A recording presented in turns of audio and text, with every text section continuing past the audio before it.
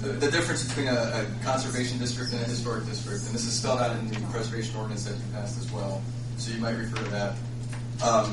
The historic district, as Drew is proposing, is a district that reviews a variety of things that would be based on what the design guidelines, to what levels the design guidelines define that. So they're reviewing possibly signage, awnings, storefront rehabilitations, a variety of different issues.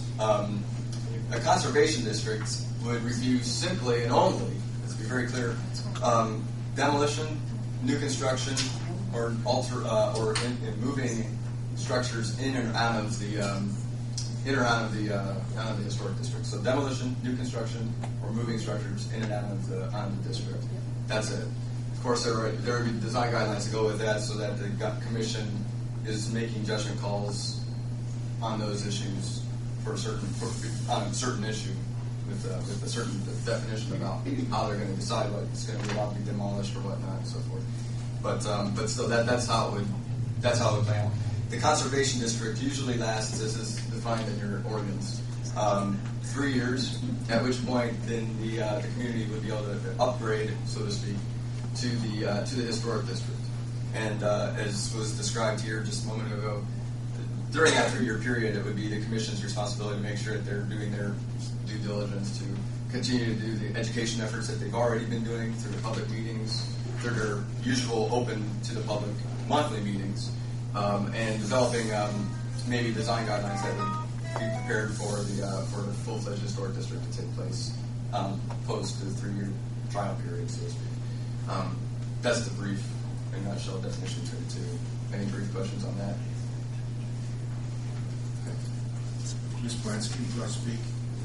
Well, I just like, I know that the committee has said that this is an all or nothing, but I'd like to suggest that we consider limiting the district to the buildings right on the square and not going very far off the square. I'm sorry I haven't been able to come to all of their public meetings.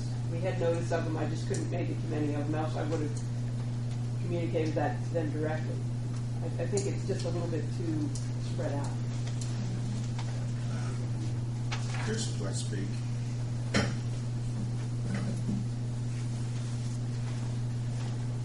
Thank you, Mayor and council members. I'm here on behalf of St. Mary's Pastoral Council, and I've been on the Chris, will state your name. Chris Teddy, and I'm here on behalf of St. Mary's Pastoral Council, which consists of about 12 members in our parish from various ministries. As far as the Pastoral Council is concerned, we received a letter, and Monsignor received a letter informing us that tonight's hearing was the first that we heard about it.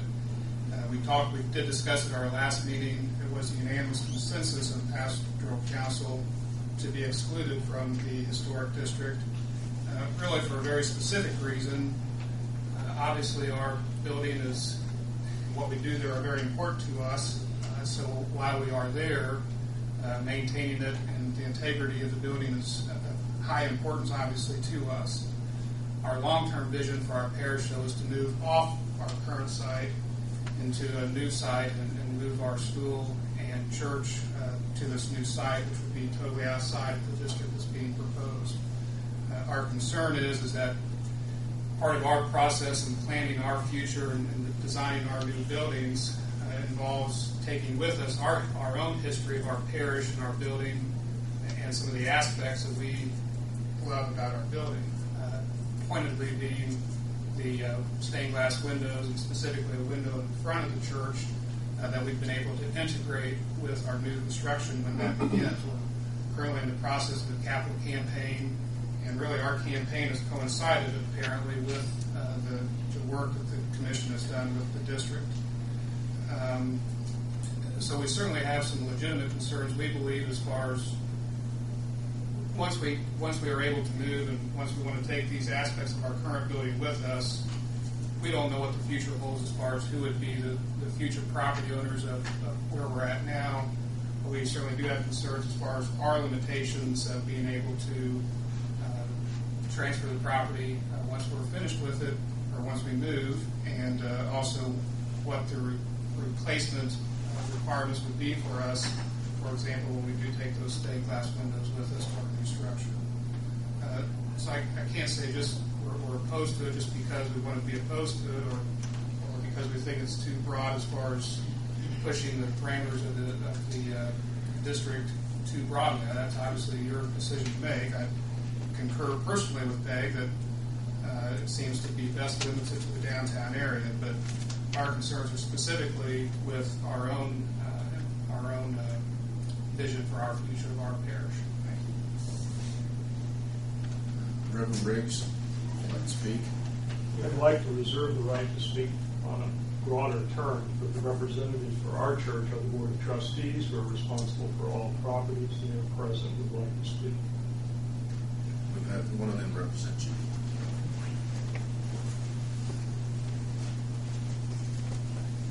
State your name, please, Kenny. Thank you, Mayor and Council. Kenny Newton, Board of Trustees of First Baptist Church of Greensburg. This came on this year. I'm Board of Trustees, but last year, if I'm not mistaken, we came to the commission and told them we do not want to be involved with the historic downtown. Please exclude us, because they did not do.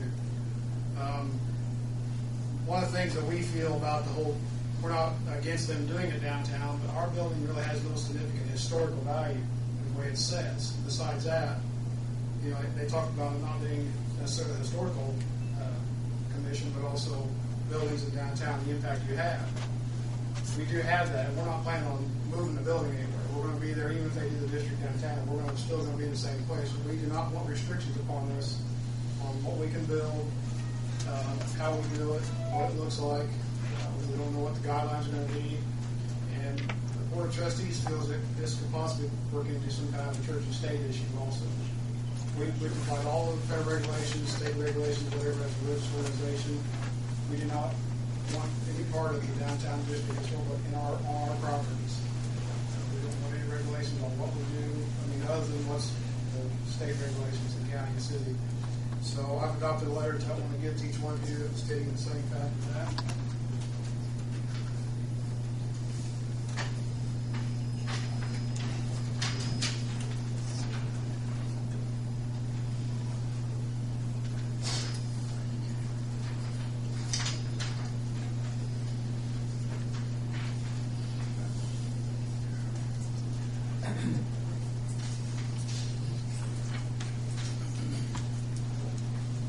Again, as I said, our facility and the block that we are in with your Tire and Holly Meyer building, we are buildings downtown, but we are not significantly historic. Therefore, we don't feel, we're kind of like St. Mary's. We have future plans for our church also, and we may want to change something. I know they stated that, the guidelines are broad in it, but you still would have to go to them for approval. If we want to change something that wasn't in the guidelines, we would not be able to get a building permit to do anything if we didn't get their approval. So, from what I've been hearing this evening, I'm not kind of like you guys, I don't know all the details of it, but what I've heard tonight, and where we stand, we wish to be excluded from anything within the boundaries of the historical downtown commission. Thank you. Anyone else like to speak?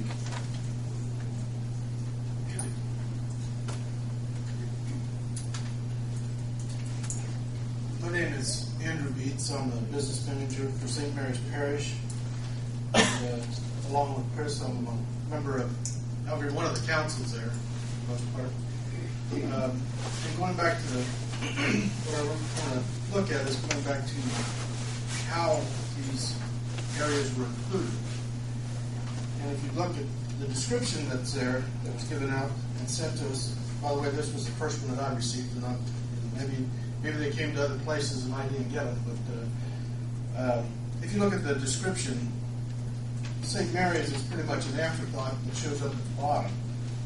Also included in the area bound east to west by Michigan Street and East Street, and bound north to south by Railroad Street and McKee Street. So that includes us.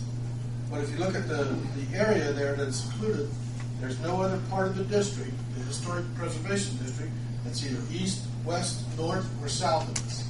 We're a diagonal that looks as though we were just added on, which is something I wanted to point out. And then just reiterate what Chris has already mentioned. But that's all I really have to say. St. Richard gets a nice looking church. It's to work on.